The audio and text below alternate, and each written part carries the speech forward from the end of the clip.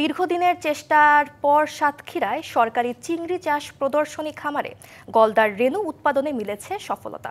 আবহাওয়া ও প্রতিকূল পরিবেশ না পাওয়ায় সম্ভাবনা থাকার পরও এতদিন দেশের কোথাও চিংড়ি রেণু উৎপাদন করা যায়নি।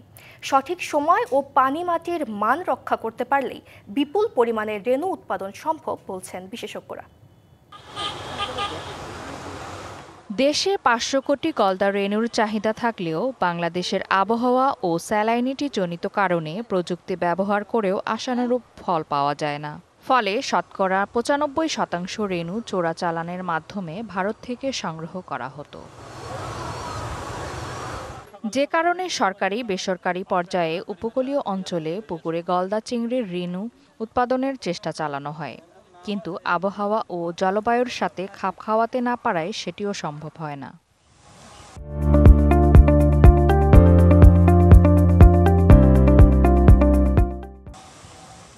এবার সাতক্ষীরার মেদিনীপুরের সরকারি চিংড়ি চাষ প্রদর্শনী খামারে রেণু উৎপাদন করতে সক্ষম হয়, তবে চাহিদার তুলনায় তা খুবই অপ্রতুল। মাছ আনতে গেলে হয়রানি হয়। বিডিআর মানে ইন্ডিয়ার থেকে মাছ আসলেই পলিথিনে আস্তে আস্তে অনেক সময় মাছ নষ্ট হয়ে যায়। মাছের গ্রোথও ভালো, অনেক বড়, অনেক ভালো হচ্ছে। প্রাকৃতিকভাবে উৎপাদিত এ রেণু মানসম্মত ও সতেজ থাকায় মৎস্য অধিদপ্তর থেকে প্রশিক্ষণ নিয়ে জেলার অনেকে চাষ শুরু করেছে।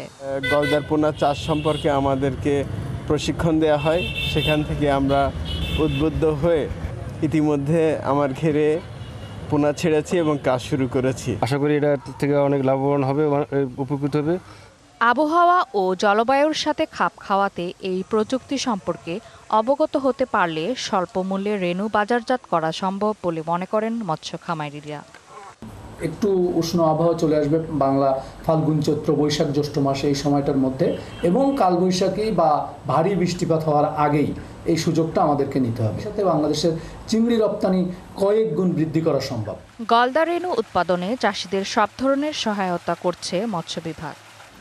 সাতক্ষীরাতে আমরা আমাদের ৯,০০০-এর উপরে আমাদের চাষি এবং আমরা কিছু পাইলট হিসেবে 8 জনকে এবার আমরা দিয়েছি, তারাও উৎপাদন করছে এবং সেখানে একটা আশাব্যঞ্জক রেজাল্ট আসছে।